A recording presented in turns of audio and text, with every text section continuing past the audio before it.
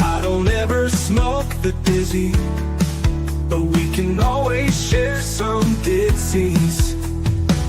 It's just a cup in time. This song doesn't have to rhyme. Life's all of us, not every moment we can be feeling fine.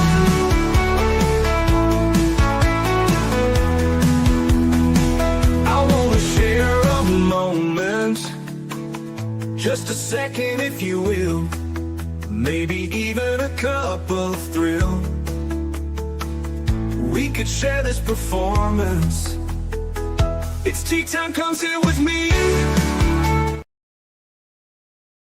Well, welcome guys, Miss Liz in the house, and we had an incredible afternoon with Shelby Perry in the house, and she brought awareness to eye patches.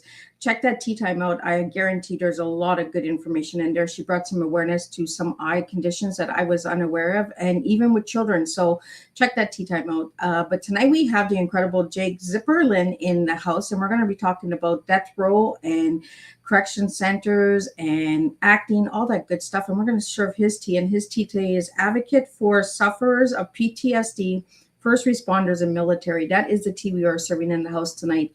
So get ready for a trigger warning tea time. Miss Liz will put her trigger up from time to time, and we'll have some good old fun tonight with all of you guys and get some really good awareness out there. But before we get started, you guys know how Miss Liz rolls. Get over to all those platforms: Facebook, TikTok, LinkedIn, Instagram, LinkedIn, and Alignable, Lemonade, Clapper, all those good platforms. Give those a like, follow, subscribe. And if you notice that the guests are on those platforms, give them a follow, because that's how we support one another, by sharing one another's work and services. Then jump over to the podcast apps: Podbean, iHeartRadio, Listen Notes, Deezer, Spotify, Apple Podcasts, Spotify. Miss Liz there with that Shopify again. Check that out and give those a like, follow, and subscribe, and get these tea times out there, because I guarantee that they do make a difference for the guests and for listening audience that resonate with the topics. Then jump over to babyboomers.org. Miss Liz has been partnered with them for almost 4 years. If you're looking to be featured on different podcasts, they have over 50 different shows over there as well, so you can pitch yourself and you can get seen on those as well. So check out babyboomers.org.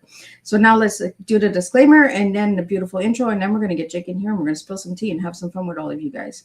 Disclaimer for Miss Liz's Tea Time live show. Miss Liz's Tea Time is a global platform dedicating to sharing real life stories, diverse perspectives, and meaningful conversations that inspire awareness, healing, and connection. I, Miss Liz, is going live using StreamYard. Before leaving a comment during the live broadcast, please grant StreamYard permission to display your name at StreamYard.com. Please be advised that all the content brought forward during any Tea Time show is presented in good faith. However, discussions may include opinions, beliefs, and perspectives that do not necessarily represent the views of Miss Liz or the Tea Time platform. Information shared by guests is based on their own experiences and is perceived to be accurate at the giving time of airing. All guests, viewers, and participants are responsible for using their own good judgment when considering any action or decision that may relate to these discussions. Some episodes may cover sensitive topics, including but not limited to trauma, abuse, grief, mental health, and other emotionally triggering subjects. Listeners' and viewers' discretion is strongly advised. Tea Time with Miss Liz is an open discussion forum designed to offer insight, inspire awareness, and create connection. It is not a substitute for professional, medical, legal, or therapeutical advice. If you require professional support, please seek assistance from qualified professionals or trusted resources in your area. If you have any questions regarding this disclaimer or the content of the discussion, you are welcome to contact me directly at my email at bookingmissliz@gmail.com, or check out my link tree at Miss Liz's Tea Time. By choosing to participate in, comment on, or view these live shows, you acknowledge and accept this disclaimer. Your participation is entirely voluntary. I, Miss Liz, welcomes you to join the conversation with an open heart, and if at any time you feel this platform is not right for you, I respect your wishes and decision and welcome you back whenever you are ready. Tea Time with Miss Liz is serving truth and awareness one cup at a time. Well, welcome to Tea Time with Miss Liz, where every conversation creates space for truth, transformation, and the stories that challenge us to look beyond labels. Today, we are welcoming a guest whose journey carries difficult realities, unexpected turns, and a powerful message about survival, accountability, hope, and the value of human life. Please join me in welcoming Jake Zipperlin, actor, speaker, storyteller, advocate, and a man whose life experiences have taken him through the shadows of the justice system and into a new chapter of purpose and creative expression. Jake's story moves from the world surrounding death row into world of acting, leadership, and advocacy. It's a journey shaped by trauma, difficult truths, personal reflections, and the determination to use lived experience to awaken compassion and meaningful conversations. Rather than allowing the darkest chapters to become the whole story, Jake has chosen to speak openly about what he witnessed, what he endured, and what society must be willing to confront when discussing justice, punishment, rehabilitation, and human dignity. Through acting and storytelling, he now brings attention to experiences that are often misunderstood, ignored, or reduced to headlines. His voice reminds us that behind every case, every sentence, and every label is a human life with a history, a family, and a story. Today, we'll explore Jake's journey from the reality surrounding death row to acting, the lasting effects of trauma and institutional experiences, justice, accountability, and the dignity of human life, how storytelling can bring difficult truths into the light, turning lived experience into leadership and hope, and why people must be seen as more than just their worst character and chapter. Jake reminds us that justice without humanity can deepen wounds, while truth spoken with courage can create space for awareness, healing, and change. So grab your favorite cup and join us for a raw and important conversation filled with justice, trauma, transformation, hope, and real life. Tea, real tea, truth, experience, and awareness. Let me get Jake in here and let's spill some tea. Well, welcome, Jake. Well, thank you so much. I'm just really, wow, this is great. Really happy to be here today. Let me see if my ears, ears. Let's try that again, Jake. Welcome, Jake. Yeah. Can you hear me? I can hear you now. Awesome. And yeah, I'm just so happy to be here today with you, Miss Liz, and my friend Ann. She recommended you highly, and this is great. I'm really happy to be here to share my journey on this big, beautiful blue planet that we are spinning on right now. So, yeah. Well, Jake, and that's what it is, right? Anne had so much fun with Miss Liz. So then Anne's like, hey, I got somebody for you. Let me send you over someone. And that's how it rolls, guys. That's how I get the guests. It's word of mouth, and a lot of people that just enjoy themselves and they really want to just open the door for other people to have that opportunity. So thank you, Anne, for that. Be sure to check out her Teatime as well. So Jake, let's get to know you a little bit before we jump into the hard stuff. Who was Jake as a little guy and who's Jake now? As a little guy, I lived in Cloverdale, California, and grew up in a small town of like 2,500 people. Just your rural little slice of that old show back in the day with Barney Five and what's his name? Just a small town, and everybody knew everybody. We all ran around the streets. Came home at when the lights went out, on the street, and just like that. Let's see, and then then I got married when I was in my early 20s, 24, and I did theater and stuff like that before, and I did some modeling in my early 20s. And then I got into law enforcement, and when I turned close to 30. Where I went to the academy and ended up at San Quentin State Prison as a correctional officer. So you got into it really late, like in your 30s. Yeah, in my 30s. I was 30 years old when I actually took the oath and stepped into that world, amazing world of the justice system and penitentiary system. It's just a world to itself, and a lot of people just don't understand if you're just don't go into it every day in and day out as part of your routine, right? Yeah. So I did that for quite a few years, and in 28 years, and then I retired, and I was doing acting on the side. On the side, I did a lot of stunt work and stuff like that, and extra work. And then I was out of acting for about 14 years, 15 years, something like that. And then I got back into it when I retired. My wife, we were sitting in some hotel, and my wife goes, "You're always talking about how you were an actor," because she didn't know. That was my second wife. She didn't know me as an actor. She knew me as a prison guard, but I always talked about, you know, my acting career because I liked it. You know, I like to do it whenever they picked me. So, anyways, I'm going to ramble on really quick and get this over with. But so in the hotel room, she says, "Why don't you act again?" I go, "Yeah, you're right. I'm retired. I got all the time in the world. I can do it." You know, so that's what I've been doing for the last 4 years. And your friend Ann, I found her, and she helped me out with my branding and marketing and all that. And yeah, just going along. And every once in a while, I get lucky and get on set. So Well, I'm the turtle. That's what I tell everybody. I'm the turtle. I'm the one that takes the easy way out. You know, I just slowly go as I go, and then I beat the hair at the end. Sooner or later, I'll be beating that hair and get a really good role someday. And yeah.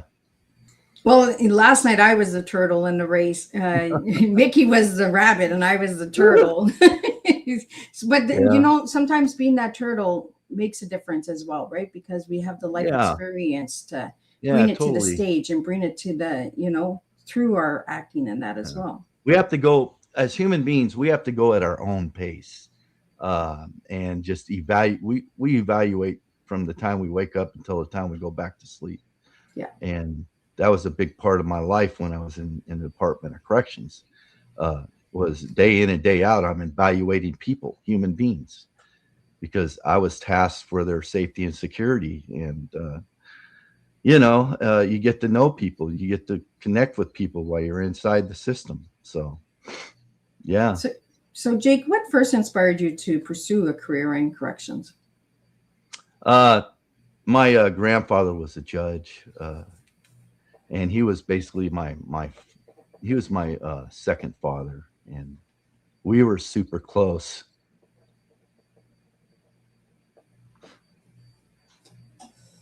We were super close, and you know, I admired him. So when I was tasked with my first wife, who had 3 children, and became a stepfather and everything, I needed a career. I needed stability, and I knew that law enforcement was probably where I was going to go. I did some construction work, and then I ended up, bam! I ended up, you know, getting into law enforcement at the age of 30. So.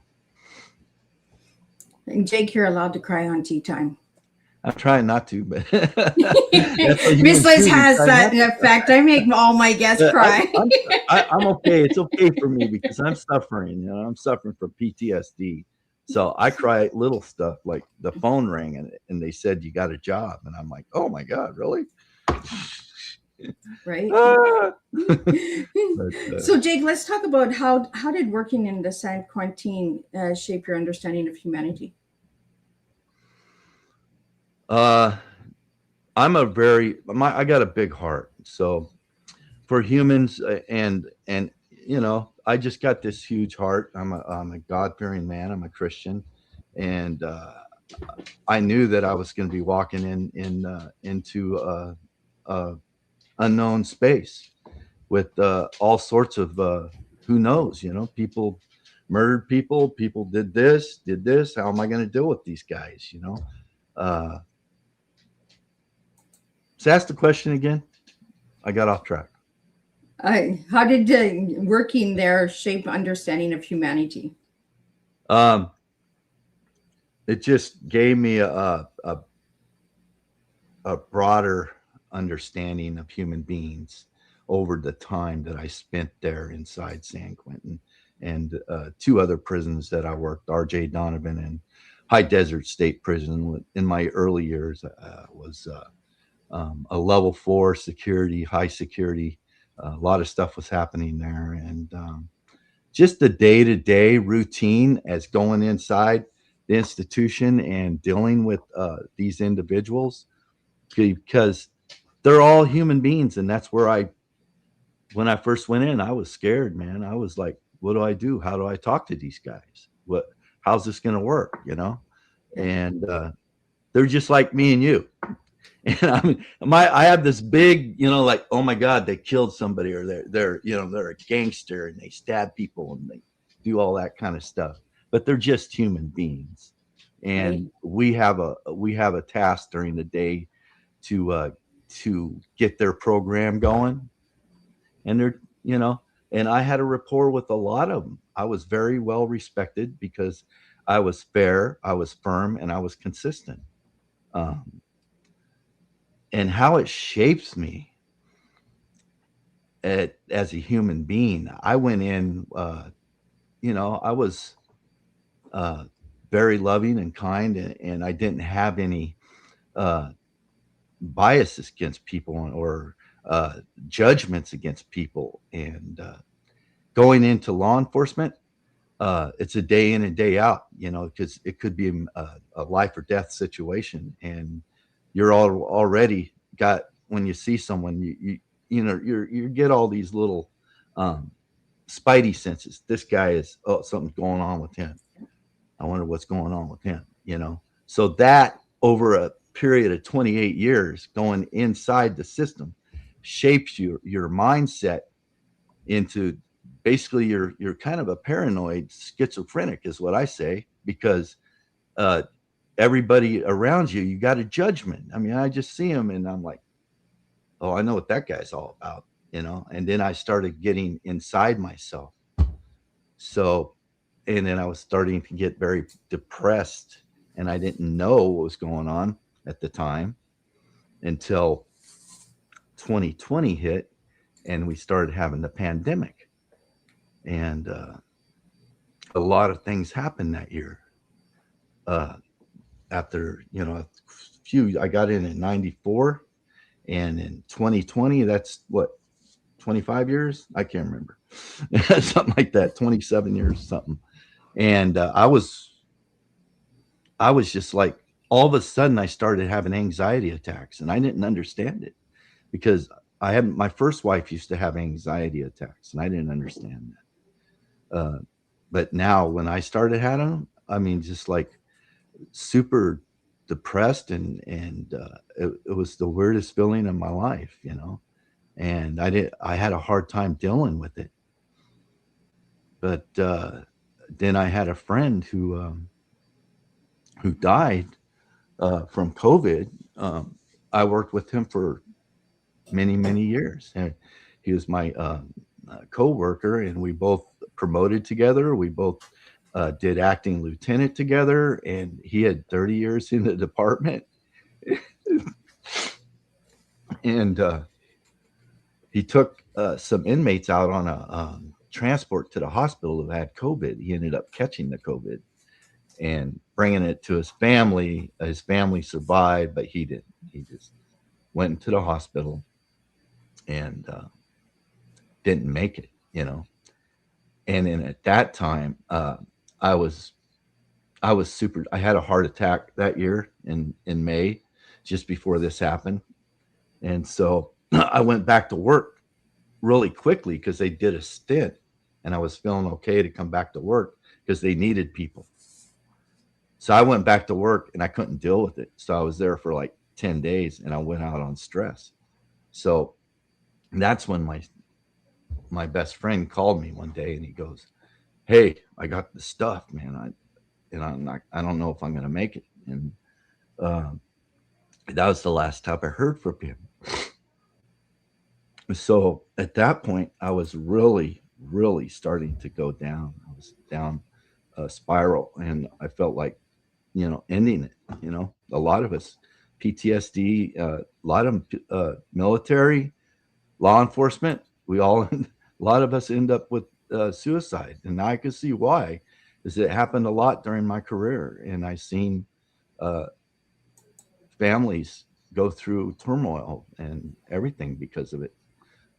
But we don't realize it right away. It takes time. and you need to catch it early and understand it right away, because if you don't, then it can eat you up inside, and you can end up like me. I'm healthy, but I'm just saying it could go sideways and it could go down. And I'm a God-fearing man, so when I started, when I was at my worst and I was feeling like, okay, I got to end this, that's when I started praying, and I said, God, I give it to you, give it all to you, and you just take care of me.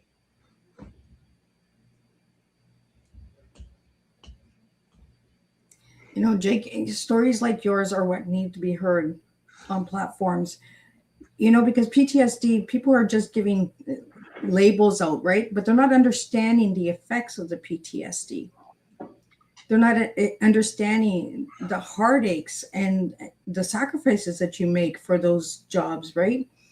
There's so much misconceptions with officers, right, and correction centers, and that they talk about the prisoners, they talk about the lockdown, but they don't talk about the effects of the officers working those places.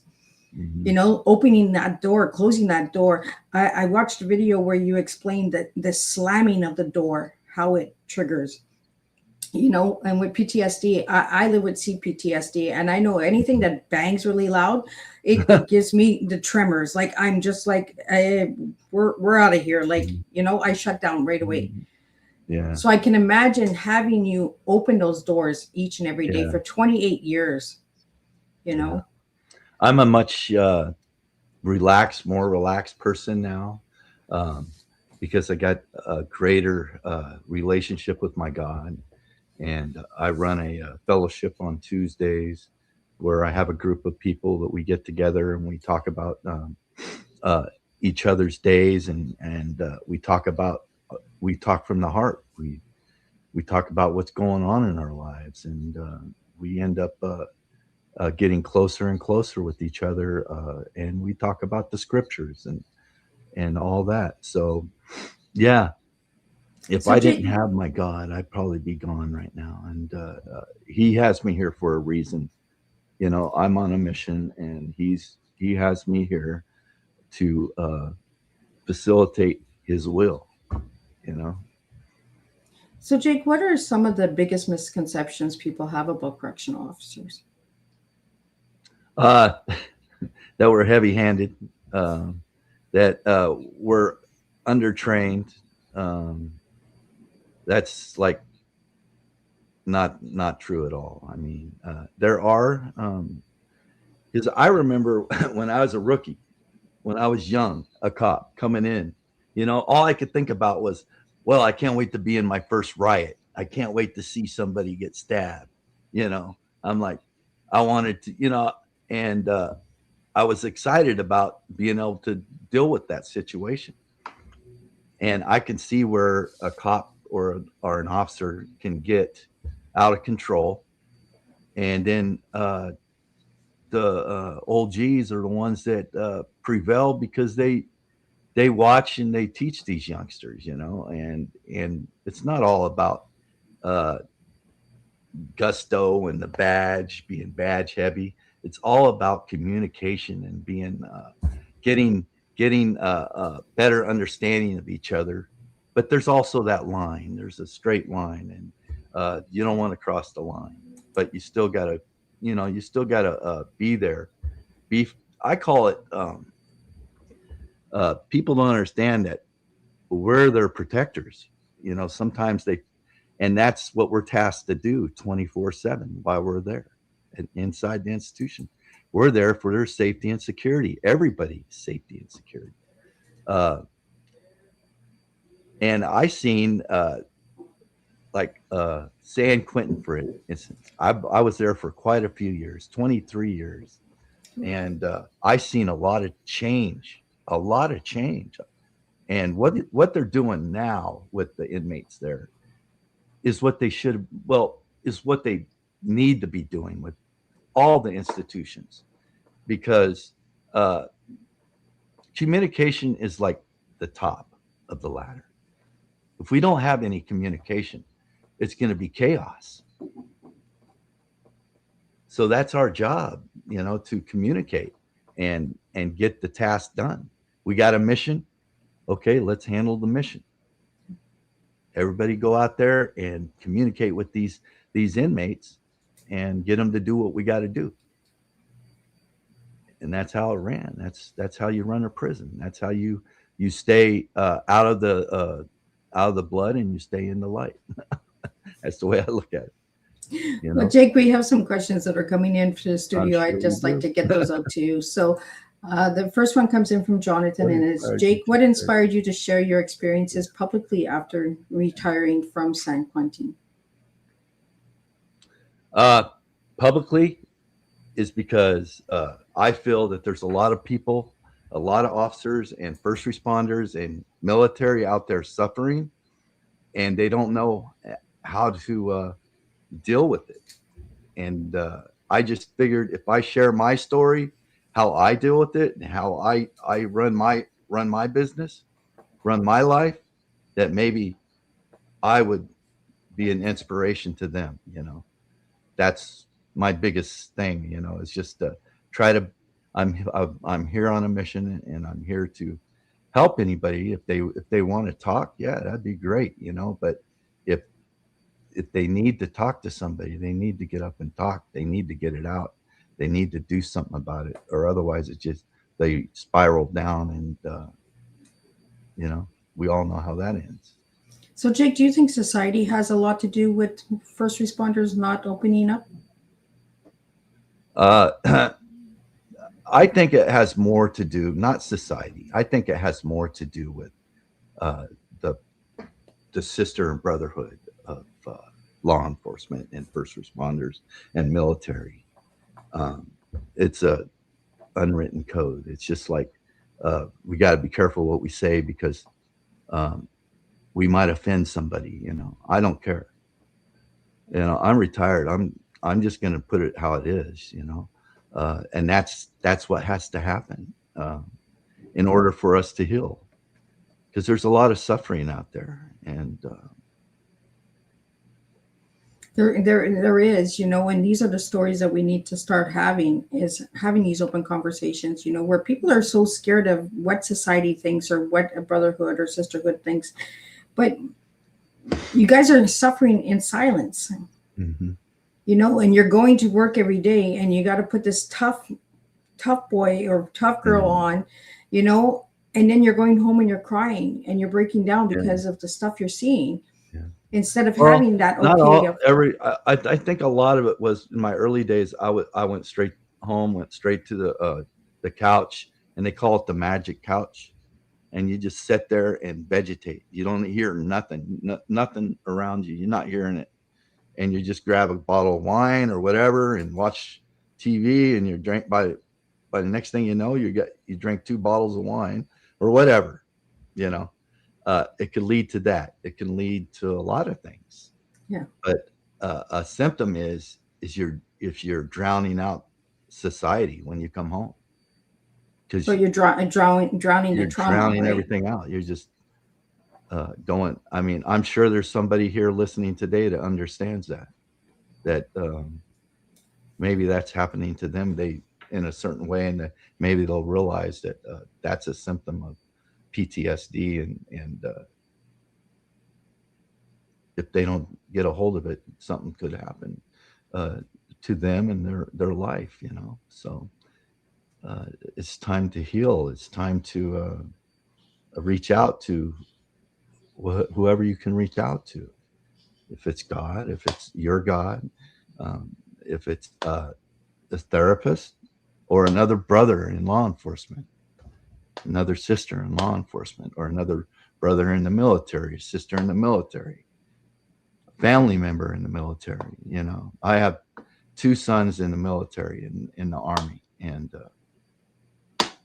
I deal with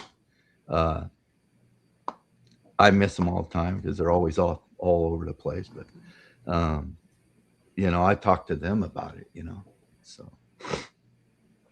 Well, we have another question for you, Jake, and it was there one lesson from your years at San Quentin that changed the way you view people forever? that view people forever.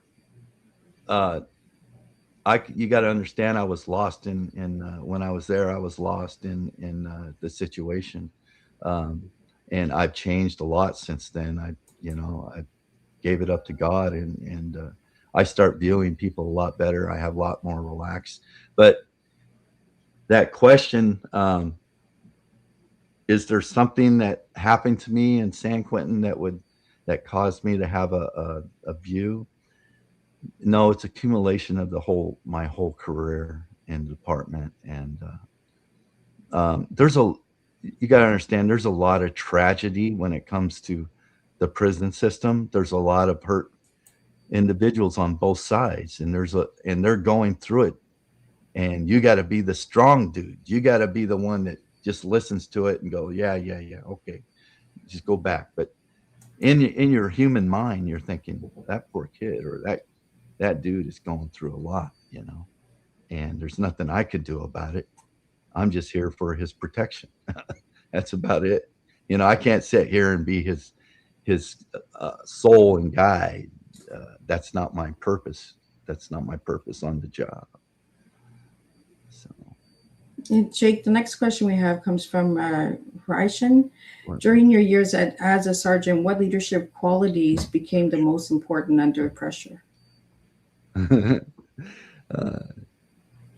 that come from a first responder? Yeah.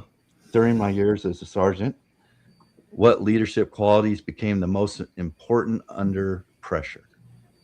That I had a calm demeanor, and I dealt with a lot of adversity throughout my career, and I was able to keep it under control. And training, a lot of training, and talking to staff and my staff members and letting them know what I expected of them, during the incident, or what I don't expect them to do, and what could get them in trouble.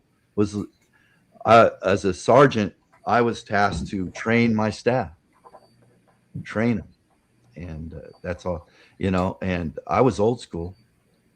They brought me up old school. And when I first got to San Quentin, an old G guard with 30 years, I went to the death row tier, and here you go, son, here's the keys. Go down there and feed them. And then after you're done feeding them, clean the tier. Okay. So, and I didn't know what I was doing. I was like, okay, yes, sir. But as a sergeant, over time, I just had this calm when it came to any incident that happened. But it seemed like everything happened in slow motion when it happened. It really does. There was one time I was a sergeant. Mind if I tell a story, a real quick one? Go ahead. But we had an incident in the chow hall. There was 120 blacks and Mexicans were having a problem over something I don't know. But they ended up in this big brawl inside the chow hall, and I was a sergeant at the time. So I got in there, and there was plates. It was like the food fight in Animal House. I mean, food was going everywhere. Plates were flying everywhere. So I went in there, I went sliding, and then I got back up, and then I got my guys, and there was one officer in the middle of all the inmates swinging his baton, and we had to get him out of there and get him in our scrimmage line, and so we can mop up the mess, and hope that he doesn't get hurt in the meantime, but we did the scrimmage line, and I'm walking my men through all these other inmates that are on the ground trying to get away. And we got there, and I'm pulling out my grenade, my pepper grenade, and the damn thing blew up in my hand. So I took myself out of that situation, and I had to go to the infirmary and all that. And sometimes stuff like that happens. And that carried throughout the rest of my career. Oh, here comes the sergeant with the grenade. Watch out. He doesn't know how to use it. Well, there's always that side joke, right? There's something happening. Yeah, I had that side joke. I still get it today. Oh, I still get it today. Yeah. You still got all your fingers zipped? Well, You worked on the death row. What is something that my listeners could get from you, understanding how the process of a death row works? How it works, because they um, dispersed all the death row inmates throughout the whole institutional system. Now they dismantled the death row at San Quentin when Newsom came to office. He put a moratorium on the death row.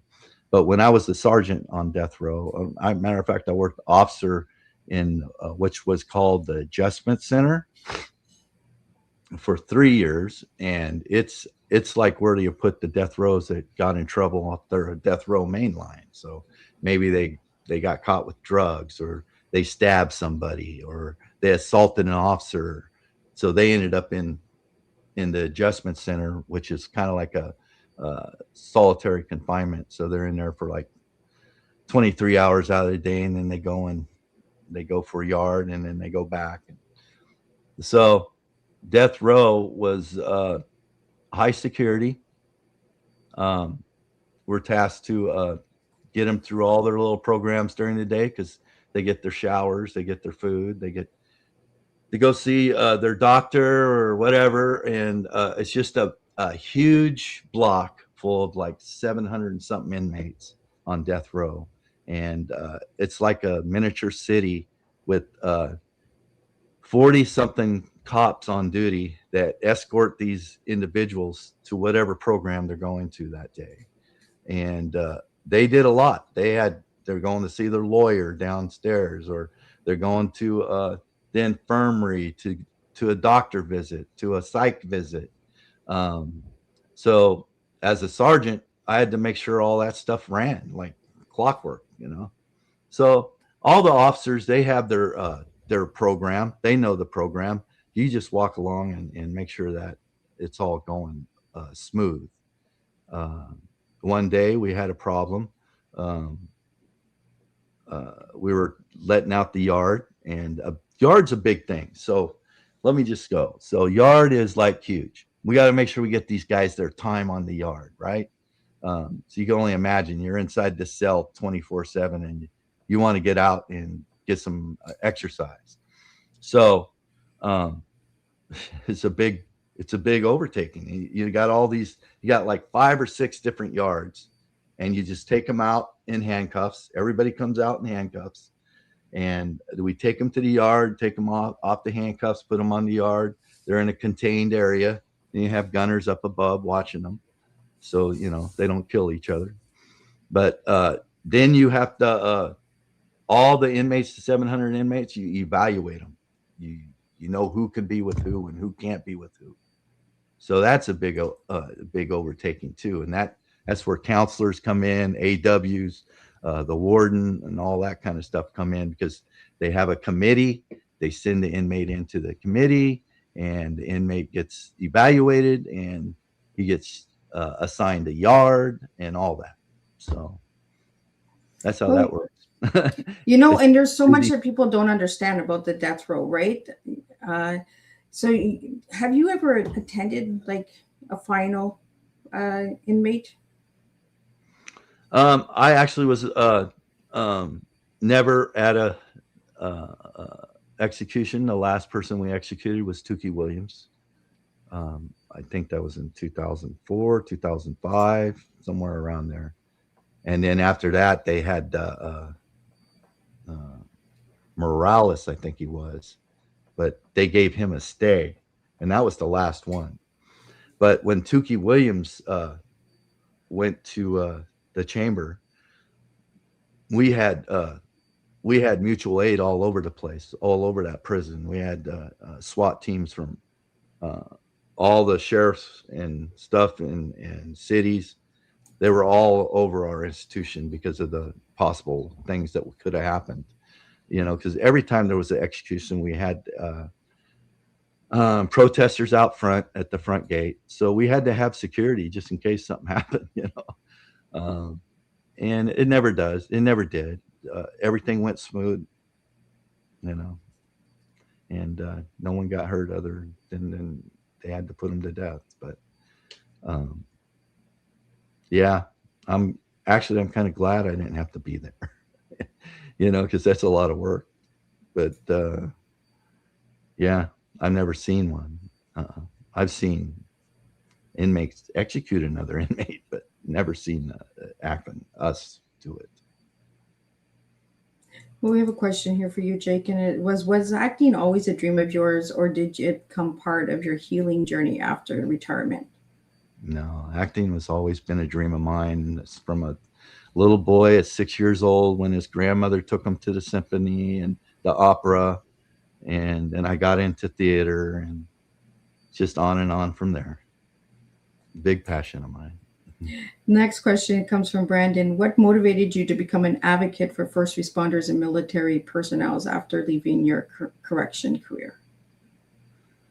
I said I got a big heart. You know, I love people. I love human beings, and I just it kills me to see all that happened in my career.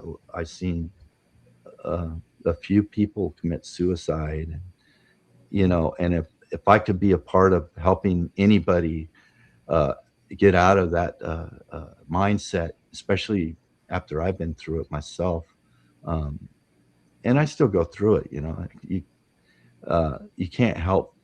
It's going to be a part of you for most of your life, but you learn to live with it and cope with it, and you're going to become a better person inside. You're gonna beat down the stony heart and have that heart of flesh, you know. That's what made me. I just, you know, I got a passion. Well, the next question comes in from Francis, and it has your experience as a correctional sergeant helped you bring more authenticity to the characters you portray as an actor?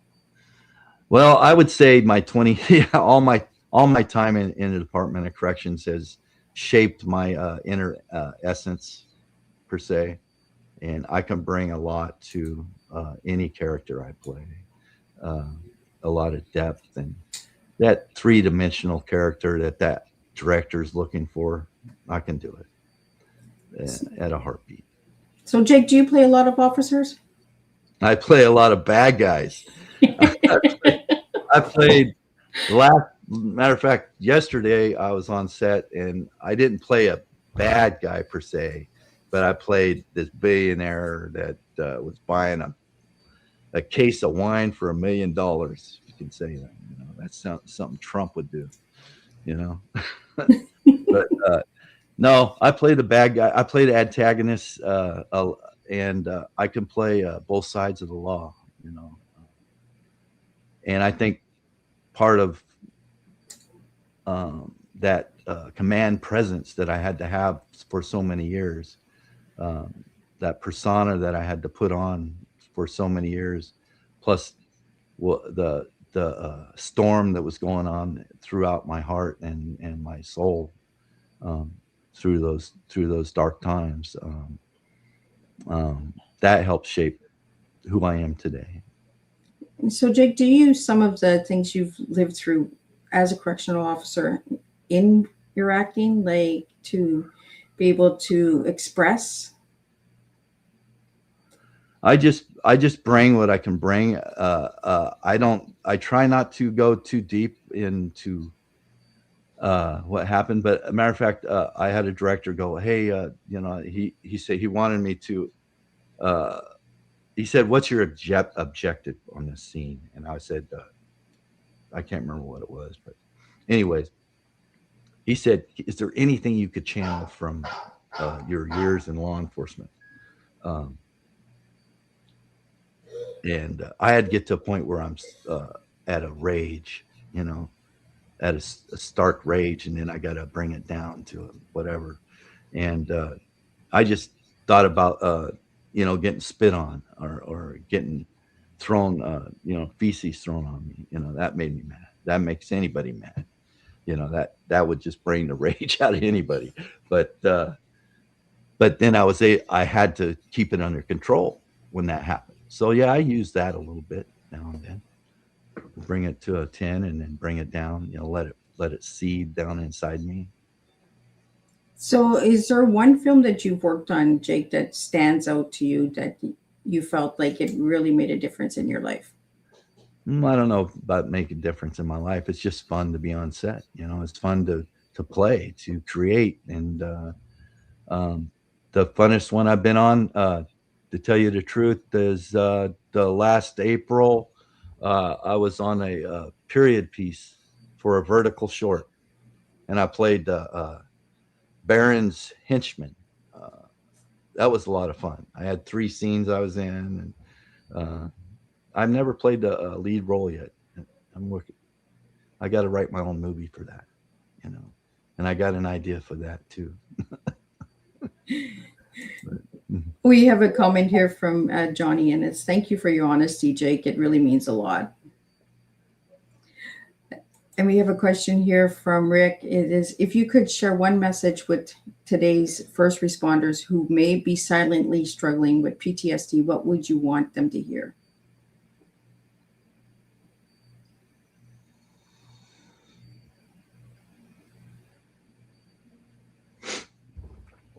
just you got to look at yourself inside and look in your heart and evaluate yourself and reach out to who you love, and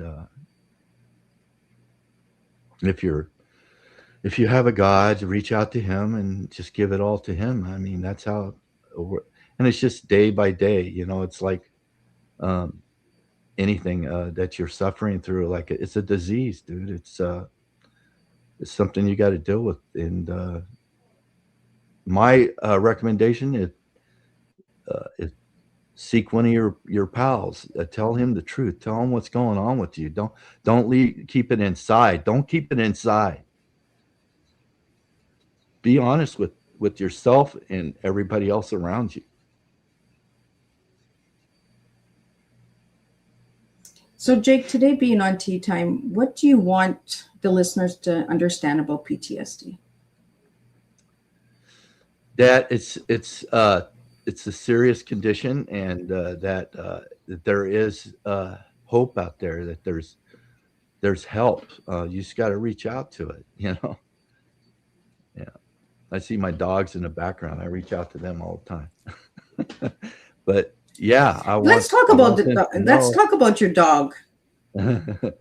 Yeah, you want to hear about Roxy here? Roxy's a miracle dog. We got Roxy, and the first year she started having heart problems, and she'd pass out in the backyard, and we're wondering what was going on. And then we found out that her heart was just slowly dying. It was just slowing. We ended up getting she has a pacemaker, Oh, keeps her alive. And luckily we had puppy insurance, so it only cost us 45, when it would have cost us like 50 grand, you know. uh, but she has to take medications most of her life, the rest of her life. And then I got another dog, Bear. He's a little what do they call that, little German Shepherd, miniature one. Then so I have do an the old pets? dog, pit bull. Huh? So do the pet and do the dogs help with your PTSD, Jake? Yeah. I mean, I take them on my walks every day. So my routine is, uh, you know, I try to get my dogs out for a walk.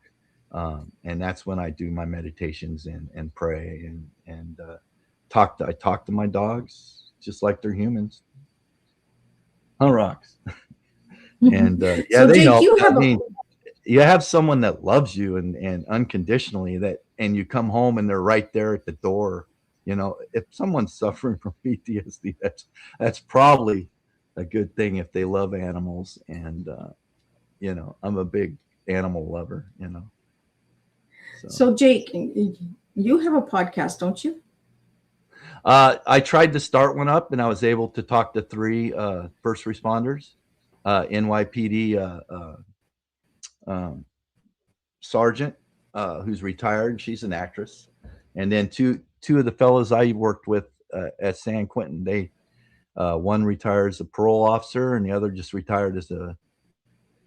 I think they both retired as parole officer. I can't remember, but I had you know, an hour long session with them, and then I have my human side channel I think we had on a glitch there. on You know, YouTube. good old virtual technology, right? So, if you could just what you said, Jake. Where where were we? There we go. I think we're good. Okay, are we good? So where'd we leave off at? Yeah, we're good. Okay.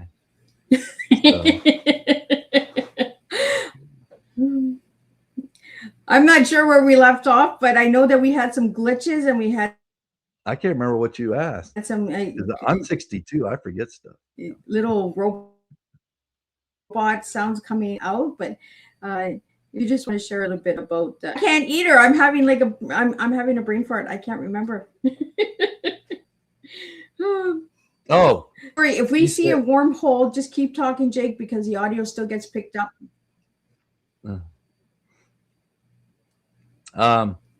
So I was we're going to good. say something. I forgot. Now we're both forgetting all over the place. Oh yeah, that was one of my big fears when I decided to get back into acting when I was 4 years ago, something like that, and I didn't think I could get back to all the dialogue, you know, learning the dialogue and how that would work with me.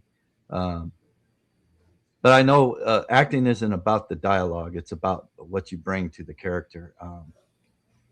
But I was able to memorize a whole play, and I was amazed at myself. You know, I couldn't believe it. I got on stage, and it was just the energy of the crowd, and I was able to perform quite well. Actually, I thought, you know, and but that was my biggest fear when I started acting again.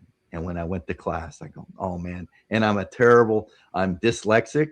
So if a director wants me to read a cold read, I'll do the best I can, but it's not going to be like if I had it for like 3 days, you know, and then came back and said, hey, you know, or a day, I could get a good script done in a day, you know, because you have to sometimes and then sometimes when you're on set, they change your dialogue around, you know. So it's not about memorizing dialogue. It's about understanding your character and how you fit in the whole plot and how you react to all the other players.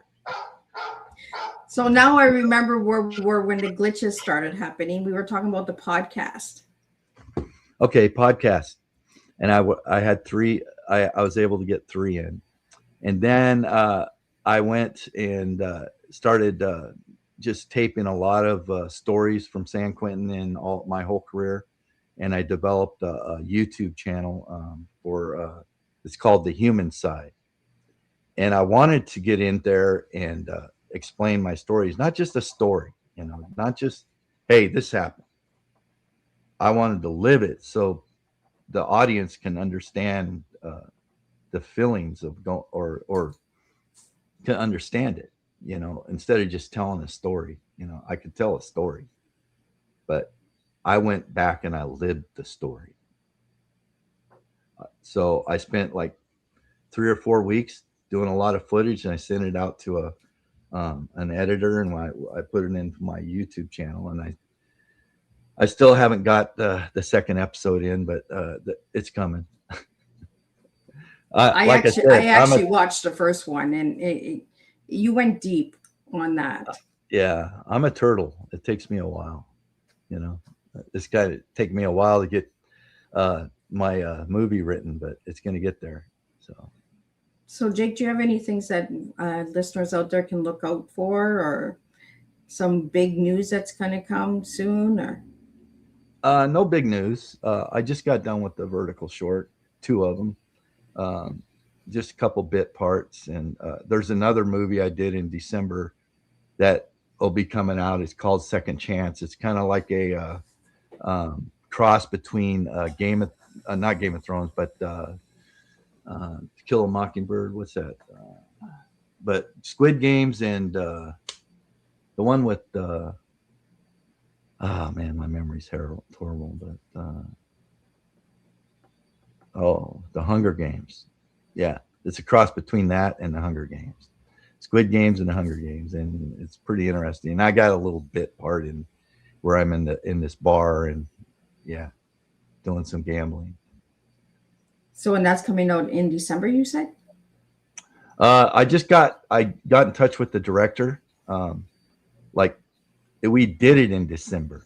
I filmed in December. Oh, okay. So it should be coming out, he said, within the next, they're on their final cut right now. So once they get the final cut done, then they'll put it out, start going to festivals and stuff like that. I don't know if it's going to go on a streaming app or not. If it's going to go to, if it does, it'll be on Prime. So, Jake, if anybody wants to know about you or have them on their podcast or something, where can they reach you? They can text me or they can email me. Email me is the best way to get a hold of me. Or they can text me. But I don't answer my phone if it rings. But like probably 90% of America. Well, Jake, what's your final message for all the listeners tonight? My final message is, you are who you are, man. And, it's a mean and nasty world. And we all got to live here together. And, if you have a God, pray to your God and meditate every day. If you feel that you're spiraling down and the black hole's getting bigger around you, find a way to get out of it. Find a way to survive. It was very hard for me to admit that I was going, because I'm a man. I'm going to take care of myself, but you can't. You're not going to be able to take care of yourselves when you get when it gets so bad. You have to humble yourself and reach out to somebody. Don't end up being someone's grief. And Jake, be a part of this world. Be a humanitarian, a person who can reach out and help other people. And last question for you. What brings you peace today? What brings me peace? God the Father and meditation. Well, thank you so much. And thank you for sharing your story with my listeners tonight. My pleasure. And thank you for all you who came to listen today. And God bless you. And, I wish the best for all of you, Well, thank you, Jake. I'm just going to do a recap of what tonight's tea time was, and we'll be back tomorrow, and we'll do this all over again, guys. This is how Miss Liz rolls. So just give me a quick second, Jake. Don't leave. I'm just going to give a recap of what tonight was.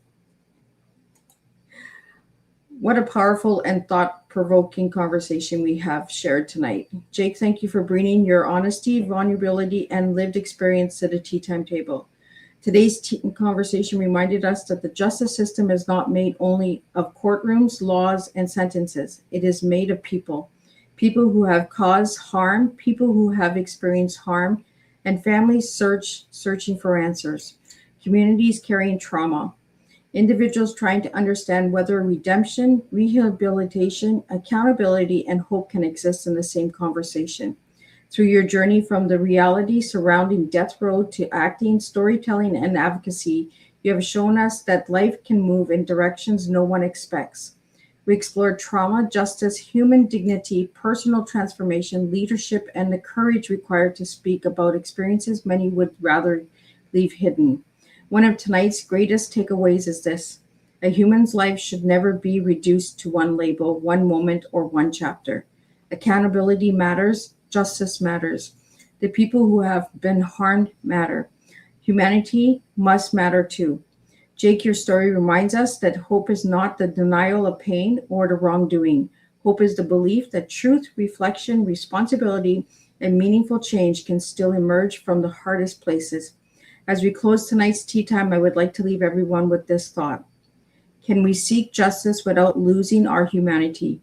And can we recognize human dignity without ignoring accountability? These are not easy questions. These are necessary ones. Sometimes leadership begins with the courage to sit inside the discomfort, listen to every side, and refuse to look away from the human lives behind the issues. Jake, thank you for sharing your journey and for using storytelling to bring awareness, compassion, and hope into conversations surrounding trauma and justice. Until next time, continue speaking truth, continue creating pathways for understanding, and continue serving real life tea, truth, experience, and awareness, one courageous conversation at a time. And tonight's takeaway from Miss Liz is justice and humanity should never become opposing ideals. We honor life when we protect those who have been harmed, demand accountability, confront trauma honestly, and leave rooms from truth, transformation, and hope to enter the story. And I'll see everybody tomorrow, and we'll do it all over again. Thank you all for joining me. Thank you so much.